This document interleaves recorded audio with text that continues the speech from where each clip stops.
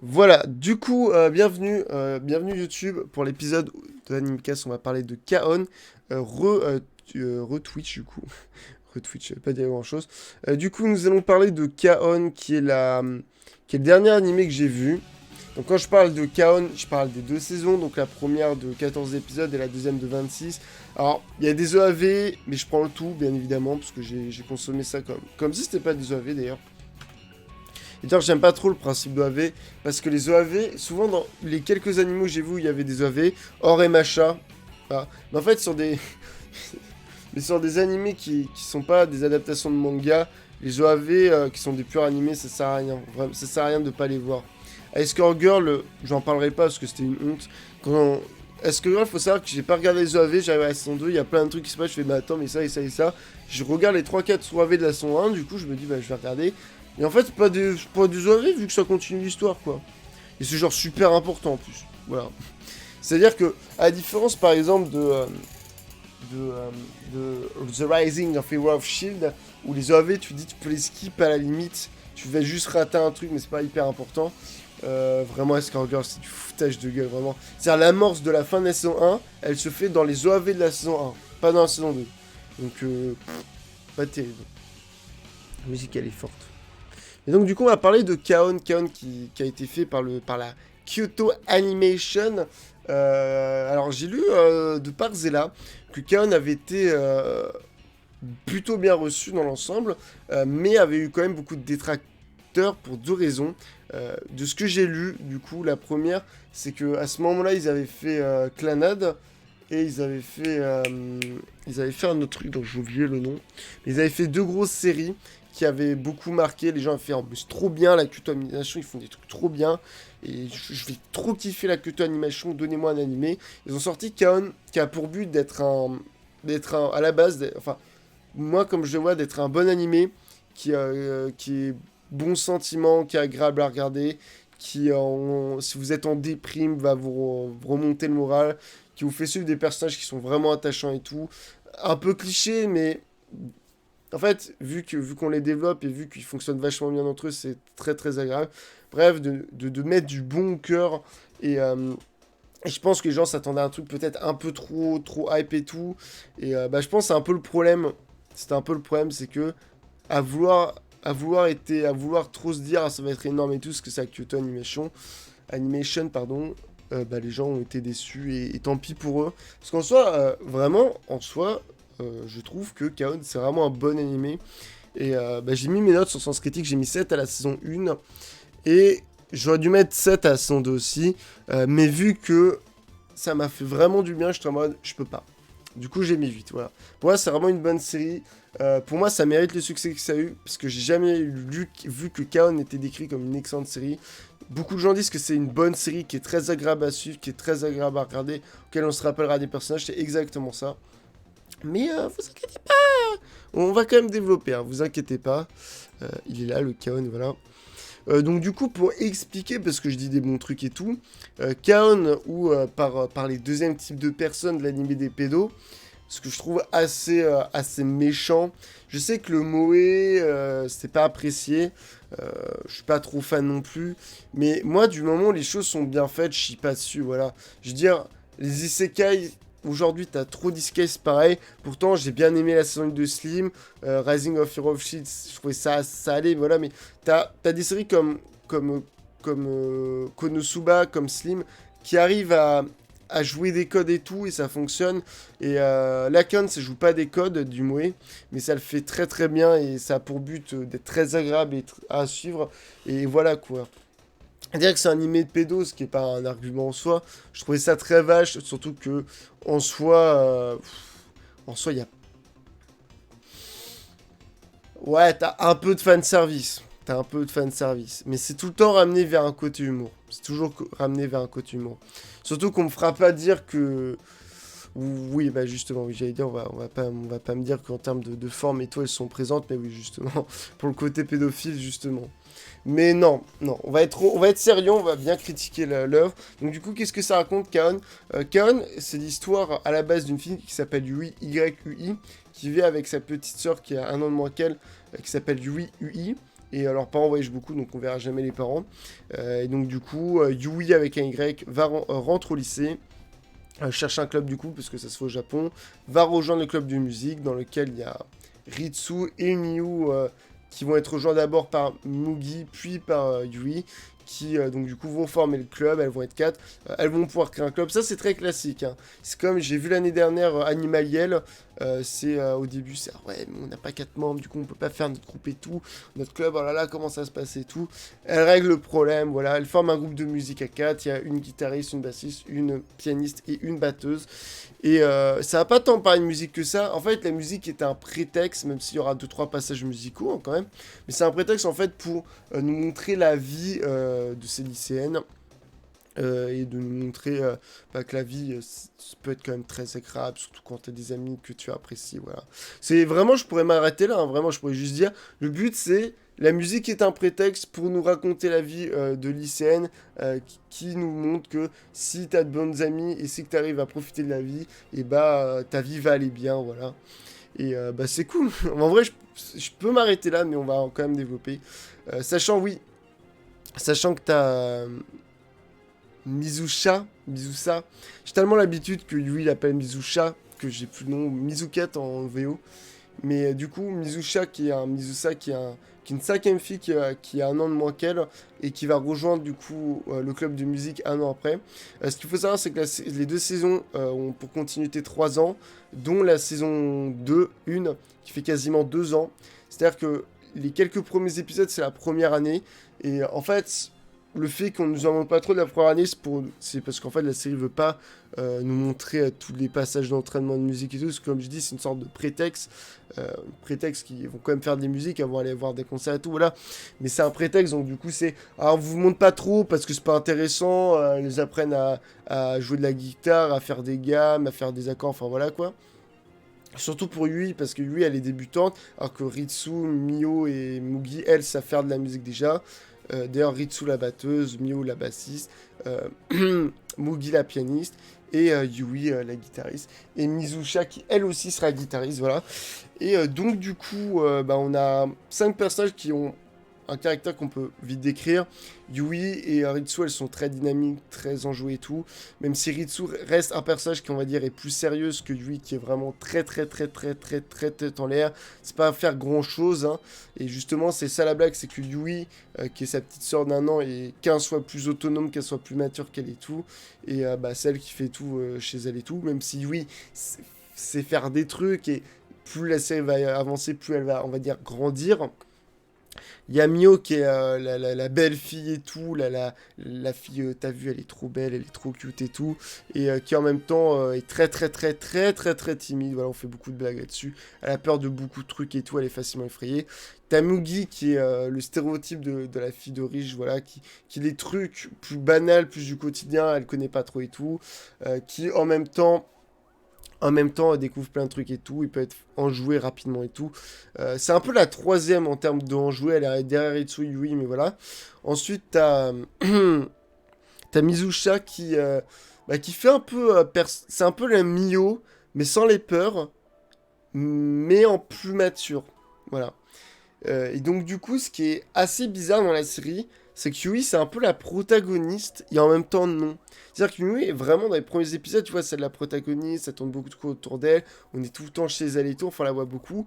Et quand Mizu arrive, tu vois qu'elle va avoir elle a une part autant importante que les autres, mais au bout de... Très rapidement, Mizu, en fait, elle va limite devenir le personnage le plus important, et surtout dans la saison 2, où je trouve que Mizu devient vraiment la protagoniste, parce que déjà, il y a tout un truc, vu que la saison 2, c'est exclusivement quasiment que leur année de terminale, sauf pour Mizu qui est en première, bah c'est, il faut qu'on trouve un nouveau membre, pour qu'elle se sente pas seule et tout. Mizu va en trouver un par elle-même, mais ça tourne beaucoup autour de ça, et ça tourne surtout beaucoup sur le fait que Mizu, bah, elle va passer... En fait, elle va créer des vrais liens avec elle et tout, elles sont super potes et tout, sachant que Mizu est en même temps amie avec une fille qui va être amie avec le groupe des musiciennes, enfin amie, pas best friend comme elle, mais voilà, et aussi elle est amie avec Yui, la sœur de Yui, donc voilà, il y a des petits liens et tout, et ce qui est très intéressant, c'est que Mizu, en fait, va avoir tout ce traitement dans la deuxième saison où en fait, tu sais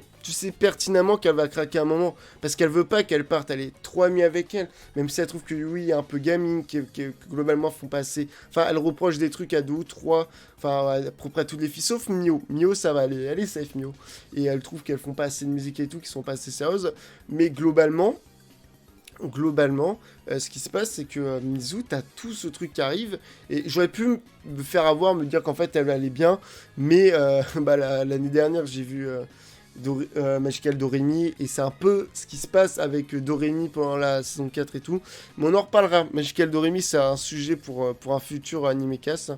D'ailleurs, ça aurait dû être l'un des sujets avec Brand New Animal du premier, mais je préférais parler de trucs un peu plus classiques, que du coup YouTube ne verra pas. Et que Twitch, j'espère que vous avez vu, sinon c'est dommage. Mais tout ça pour dire que ouais, Mizu devient un peu la protagoniste. Yui, en fait, c'est le personnage qui va... En fait, Yui, elle joue le rôle du personnage qui va grandir, se développer et tout, qui va devenir sérieuse, qui va travailler un peu plus, qui va faire en sorte de pouvoir rester avec ses amis, de pouvoir faire ce qu'elle essaie, de ce qu'elle veut et tout. Et en même temps, t'as Mizu qui, elle, a déjà un peu ce développement qui est fait, donc on n'en a pas besoin, mais qui, elle, justement, va avoir tout ce climax et tout, elle va se sentir seule et tout. Et c'est vachement intéressant, et je parle beaucoup de la saison 2 quand même. Après, c'est pas que la saison 1 ne raconte rien, c'est que la saison 1, en fait, développe vraiment les relations des personnages, on voit vers qui parce que même si elles sont best friends, il y a quand même des groupes qui se forment, ou qui sont déjà formés. Et le but, en fait, c'est de créer toutes les relations, créer les bonnes situations et tout, pour que la saison 2 travaille un peu plus son développement et tout. Par exemple, bon, non, j'en reparlerai après. Mais tout ça pour dire que, en termes de personnages, t'as Yui avec un Y et Mitsu, t'as Mio, Ritsu, et après t'as Yui, leur pote, et Migu. C'est un peu comme ça qu'on ferait.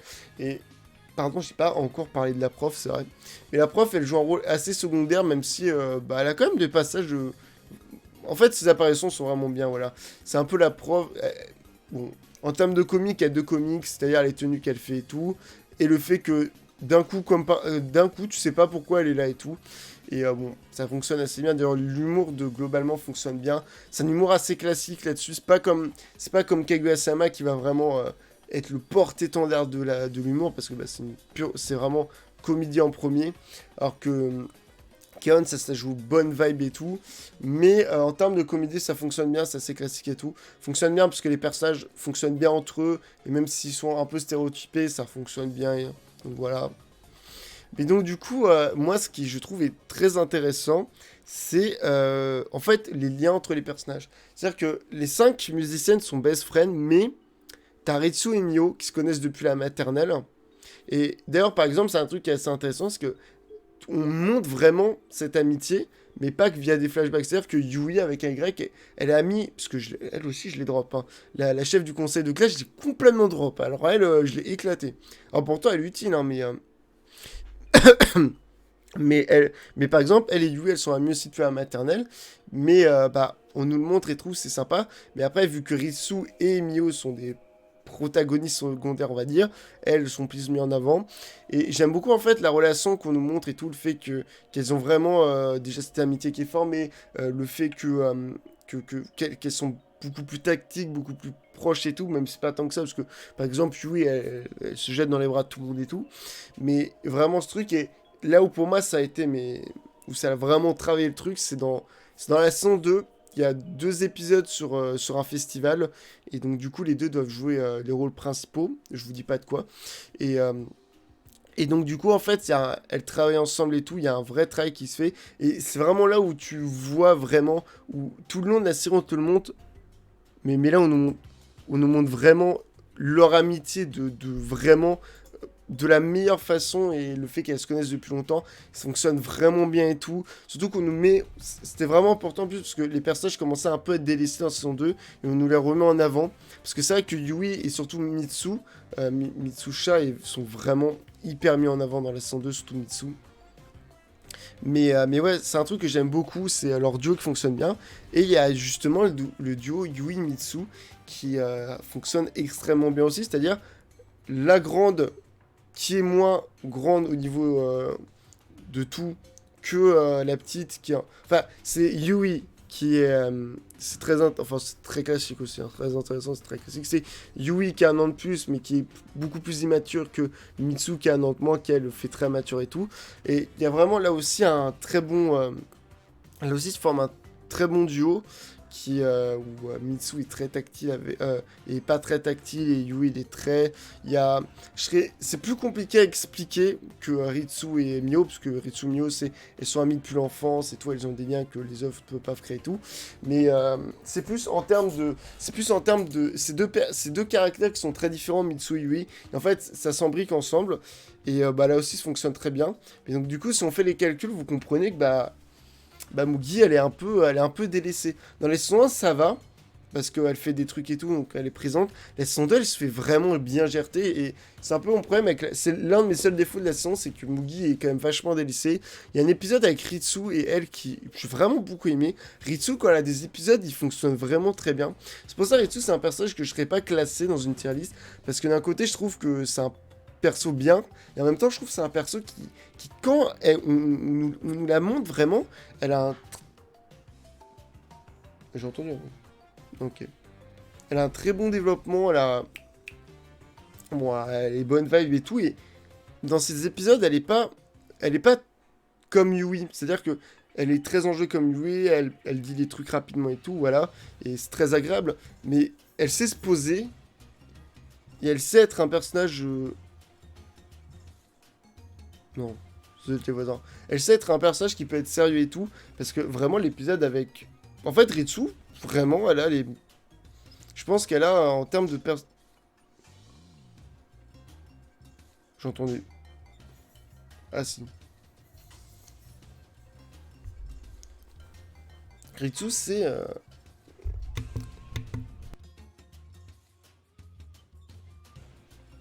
Et donc du coup, pour revenir à ça, je trouve que Ritsu, elle a quand même... son épisode avec Mugi et son épisode au festival avec Mio, je trouve que le personnage est vraiment très très... Vraiment, en y repensant, je pense que Ritsu, ça peut être la Gotti. Mais après, le problème, c'est que, il y a Mitsu, il y a Mitsusha et Yui qui clairement sont beaucoup plus mis en avant, ont beaucoup plus de prestance dans la série. Vraiment, je pense qu'elles doivent avoir le double des autres personnages en termes de répliques et tout, de présence et même de travail sur elle et tout. Et je trouvais ça vachement bien. Je vais juste, ce que j'y pense, si je vais oublier, juste faire une petite pause. Je vais parler du film. J'en parle 2 secondes du film parce que j'ai pas énormément de choses à dire dessus. Le film est dans la globalité bien. Il est en dessous de la saison 1 et la saison 2. Déjà, il prend le choix de prendre 30 minutes avant de nous amorcer quelque chose de réellement nouveau. Parce qu'en fait, ça se pose entre les 2-3 derniers épisodes. En fait, il se met... dans la chronologie, il se met entre les 2-3 derniers épisodes de la saison 2. Et il fait un truc qui est pas forcément mauvais. Mais j'ai trouvé que déjà le film prenait vraiment le temps au démarrage, prenait vraiment le temps de raconter ce qu'il voulait. Et c'est un peu ce que je lui reproche. Bon, après, la comédie, tout ce qu'il faisait, on va dire l'essence de Kaon fonctionnait, mais c'était un peu dommage quand même. Le film aurait pu être mieux. Et je pense qu'on aurait dû se poser vers l'après-saison 2. Surtout qu'il aurait pu avoir des choses intéressantes. Et que, du coup, ce que ça essaie d'amorcer, ça essaie de développer un truc pour se... En fait, c'est en mode... peut-être qu'on n'a pas assez travaillé là-dessus par rapport à ce qui vient à la fin dans les derniers épisodes. Du coup, on va faire un gros développement et tout. Comme ça, tu vas être content. Parce qu'en fait, c'était pas obligatoire et je trouve que le film en faisait trop pour, en fin de compte, pas grand-chose. Du coup, on se retrouve avec franchement... Le fait franchement, t'aurais mérité d'être plus classique, à te mettre dans une continuité, genre, à la suite de la série, que de te mettre à la fin de la... Enfin, entre... Parce qu'en soi, il prend aussi il se met aussi en mode fin et tout. Le film se pose aussi en mode fin, mais Parce que genre, t'as 2-3 minutes qui sont juste après la fin de la saison 2, mais ça aurait mérité que ce soit plus la suite de la saison 2 que un plus gros travail, slash développement sur la saison 2 que réellement, comment dire, que réellement vouloir travailler ça, quoi. Mais voilà, du coup, bon, j'ai parlé du film, voilà, hein, parce qu'il fallait aussi que je parle du film. Comme ça fait 2 trucs à dire. Donc du coup, pour revenir à la série, bah, je trouve que globalement, je vais pas trop expliquer, mais voilà, dans la série, t'as l'épisode de la plage, t'as l'épisode où elles vont à un concert, t'as l'épisode où elles vont rencontrer d'autres groupes de musique, il y a l'épisode de ceci, cela, bref. C'est assez classique dans sa narration, mais ça fonctionne très bien, parce que les personnages, même si je vous expliquais qu'il y avait des groupes, faut être honnête. D'ailleurs, c'est Mitsu qui a le plus gros. Parce que Mitsu, elle a son groupe avec Yui et en même temps avec ses copines. Qui, on va dire, qui, on va dire, ne. Hmm. Qui, on va dire, n'est pas autant travaillé qu'un Ritsu Mio ou qu'un Yui Ritsusha. Non, Mizusa, je dis Ritsusha, merde. Attendez, j'ai juste revoir. J'ai fait revoir parce que j'ai. Attendez, elle était là. Ah oui, pas du tout. Azusa. Ouh là, je vais me faire défoncer. Je mettrai un. Je suis désolé, hein, je disais. Je pensais que c'était Ritsusha ou Mizusha. Mais en fait, c'est Azusa, c'est vrai. Mais je savais qu'il y avait le ça à la fin pour le chat. J'aurais dû l'appeler chat. D'ailleurs, ça me surprend que. Ça me surprend que Ritsu, sur la page wiki, elle soit derrière. D'ailleurs, pardon, je dis Gumi, c'est Tsugumi, mais dans la série, elle l'appelle Mugi aussi, donc bon. Voilà. Et comment ça? Ah oui, c'est la voix. Ah, mais vous faites mal votre travail, Google aussi. Vous me dites que c'est pas les mêmes VO pour les versions anglais, enfin pour les versions Jap, mais si. Hein. Genre, j'étais en mode quoi, mais genre, toutes les séries ont changé pour les films, là? C'est quoi ce délire? En plus, je l'aurais reconnu. Parce que si ça avait été Kuretsu, pourquoi pas? Mais bon. Donc, tout ça pour dire que dans la forme. Non, dans le fond, pardon. Dans le fond, ça s'en sort très très bien. C'est good vibe et tout. En fait, il n'y a pas de temps à développer. C'est classique, mais on se bouffe très rapidement les épisodes parce que plus ça avance, plus ça se développe, plus la relation se développe, plus t'as envie de suivre et tout. Et à la fin, bon, bah, t'es triste parce que voilà, c'est terminé. Parce que t'es en mode. Je me suis accroché à des personnages qui sont vraiment bien écrits et tout. Juste Mugi, qui aurait mérité à être plus présente, surtout dans la saison 2, elle est complètement délicieuse, je trouve. Et voilà. Je vais vite faire parler de la forme, du coup. Les OST sont trop trop bien. Les openings, je suis assez mitigé, j'aime beaucoup le 1. Le 3, je l'aime beaucoup, comme je trouve assez moyen. Le 2, je le trouve pas ouf. Les endings sont tous très très bons, par contre. Les endings, c'est vraiment la force. Et en termes d'animation, du coup... Bon, en termes d'animation, je vais prendre un extrait. Ça, je crois, ouais, ça c'est un extrait de l'opening. J'aime beaucoup déjà déjà le travail sur la batterie. Même, alors, c'est pas des. Elles font pas des vrais accords et tout, sur la guitare et tout. La batterie aussi, mais il y a un petit côté semi-réaliste qui fonctionne vachement bien et qui fait qu'en fin de compte, t'es en mode bon, ça passe. T'es pas en mode oui, c'est pas tout à fait respecté et tout. Ça, c'est pas mal du coup. J'aime beaucoup les trucs rayonnés comme ça. C'est plus intéressant que. Je trouve ça plus intéressant de voir que le Sakuga en lui-même. Euh, ça, c'est l'opening aussi. Ou l'ending peut-être. Ça, c'est l'opening. C'est l'opening 3. C'est l'opening 3. Ok. Oui, bah oui, hein, oui, j'avais pas vu, mais t'as tout le. J'aimerais avoir un passage qui ne spoil pas trop. Parce que t'as beaucoup de passages de fin. Après là, je pense que c'est le film surtout en fait. Ah bah non. Bon, je vais prendre ce passage, je pense, pas un passage de... C'est un passage du film. Putain, je voulais un passage de l'animé, c'est un passage du film. Bon, j'aimerais bien trouver un passage série, juste sur les accords et tout. On va prendre ça, c'est pas elle qui joue, mais on s'en fout. Je pense là, il y a je pense qu'il y a un petit souci de réalisme quand même sur les notes, mais globalement c'est pas hyper c'est semi respecté. C'est-à-dire qu'on va dire c'est la moitié des accords qu'elles font sont pas justes, mais l'autre moitié ça va. Non mais j'aimerais avoir un passage qui bon voilà bref. Mais après bon, je montre beaucoup de passages avec guitare et tout, mais faut savoir qu'il y a juste des passages qui sont bien animés même sans guitare, c'est pas ce que je dis. C'est que Kyoto Animation, ils étaient appréciés pour leur DA, qui est trop kawaii, choupiné, c'est vrai, mais ça colle tellement bien à la série aussi qu'on peut pas leur en vouloir. Je vais prendre ça au pif. Et oui.